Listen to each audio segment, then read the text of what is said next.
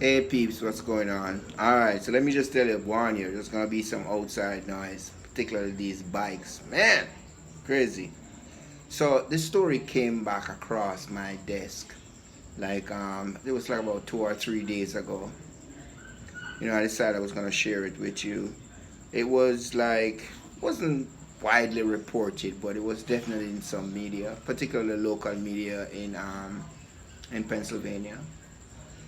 So it's a story of Peter Spencer, a Jamaican. Don't know if that ring a bell, but he was killed on a hunting trip.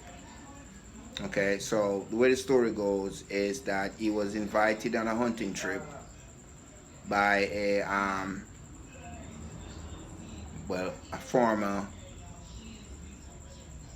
co-worker. So the co-worker invited him on a trip.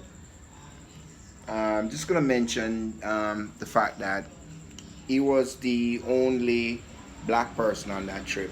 I'm mentioning that because it really played up as far as the case go. That was like a huge element, as far as deciding on intent and motivation and all that good stuff. So he was invited by a co-worker to go on this hunting trip. So while on the hunting trip, he was shot 9 times. Okay,